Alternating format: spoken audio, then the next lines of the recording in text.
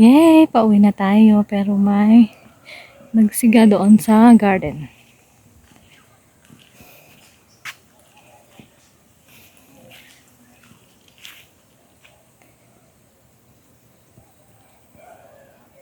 Pagkaliit-liit.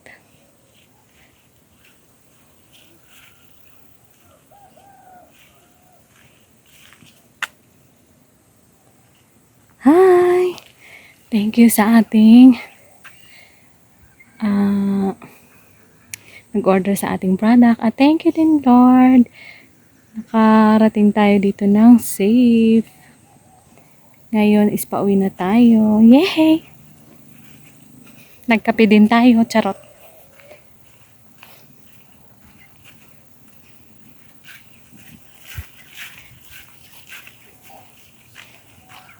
Uwi na ang ating Inday.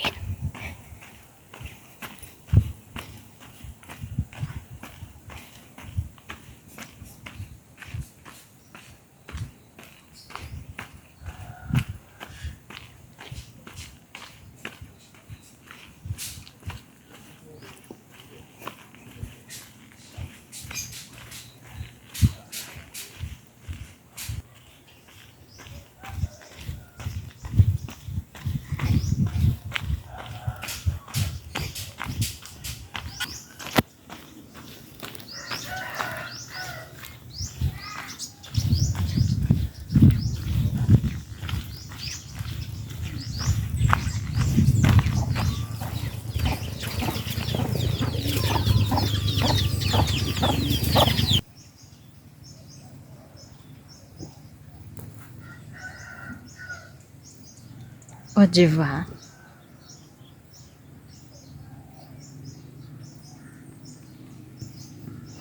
Ganda sana ng place pag nakikita ng buo. Kung kanina dito tayo galing, dito sa kalsada, ngayon, dito na tayo dadaan pa uwi. Dito na tayo. Sa foot trail na. Foot ba? Footpath. Basta ganun. Huwag kayong ano.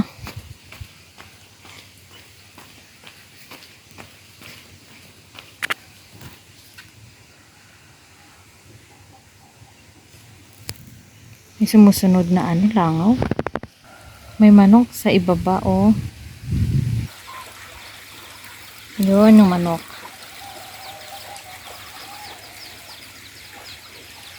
May naispatan pa tayo.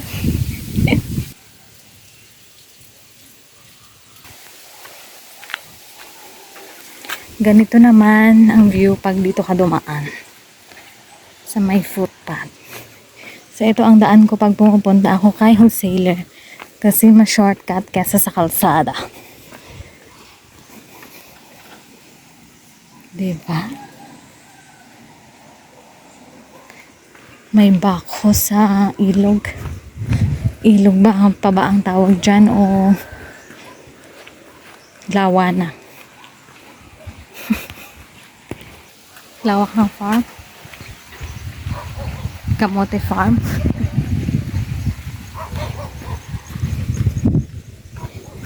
Dito tayo galing.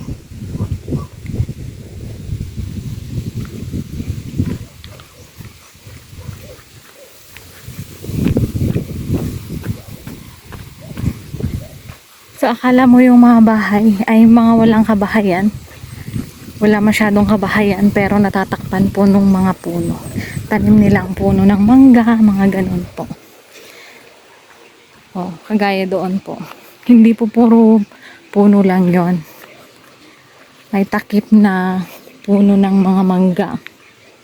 Ganito po yung mga bahay dito sa amin kasi pag malakas ang hangin, hindi direkta sa bahay. May punong sasangga doon sa hangin. Hindi naman niya maanuhan kaso at least yung lakas ng hangin mababawasan papunta doon sa bahay. 'Di ba guys? Kagaya nitong andito sa nag-iisang bahay dito is may tanim o kaya may puno ng mangga. Doon din may mga puno. Ganoon talaga guys. The reality of a province life. Uy, English yun. Charot. So, ganun talaga, guys. So, yung daan is may nakaano na naman. Ito yung footpath. Daanan pa yan. So, may bahay pa dyan. Mga ilang kabahayan yung nandyan. 3 o 5. Hindi ako sure.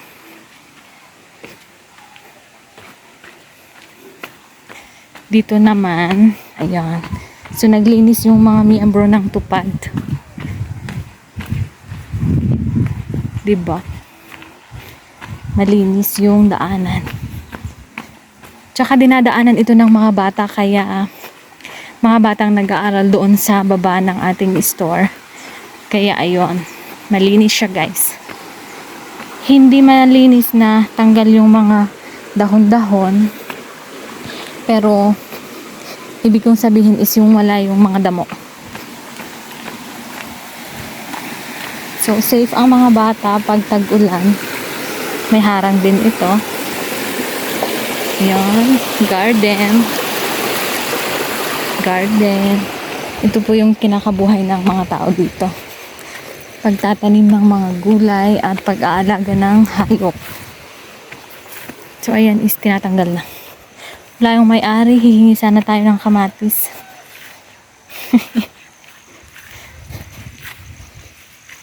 Kasi basura na po yan. Hindi naman pwedeng kukuha na lang tayo, diba? It's nakakahiya. So, ganito. Lakad lang talaga tayo, guys.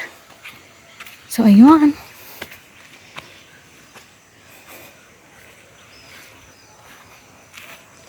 Bundok talaga.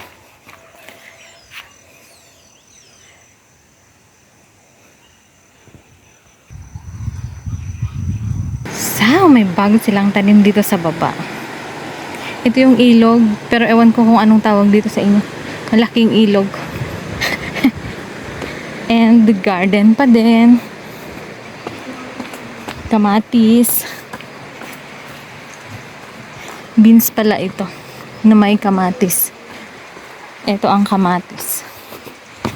Tapos magtatanim pa lang sila for today. Hindi, mamayang hapon siguro kasi mainit.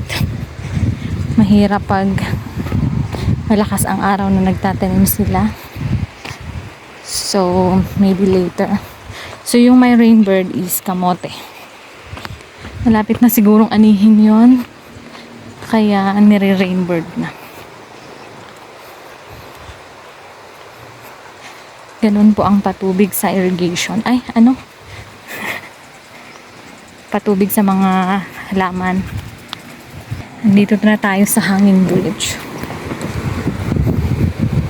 Ito is pwede ding daanan ng mga motor. Nung hindi pa nagagawa yung hanging bridge sa taas, is dito sila dumadaan. Mas hassle dito kasi yung mga daanan doon is may step-step. So, hindi advisable for motor. So, ginawa nila doon sa taas is malapit na talaga doon sa kalsada. And, yun ang susunod nating i-video na ating. So, ayun, malinis po yung tubig. Kahit may tao sa taas. Ayun, di nakikita. Di makita. Kulay blue po yung damit. Ang liit niya. Ganun talaga.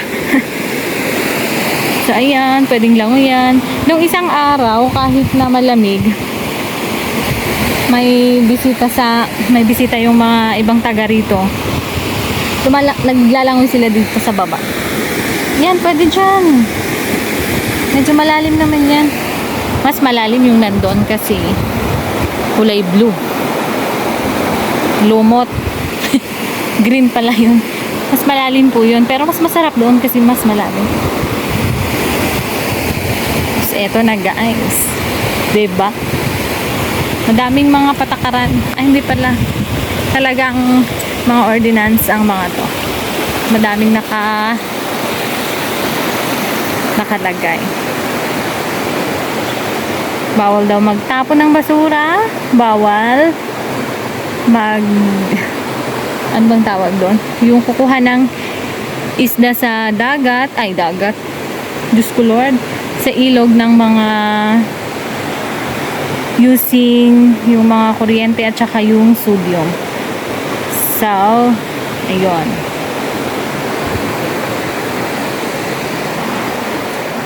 Barangay na po namin to. Doon po yung barangay hall namin.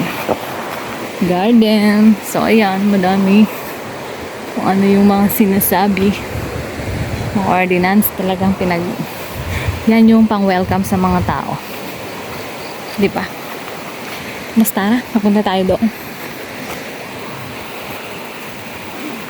May mga unggoy, yung mga tao harvest ng tomato.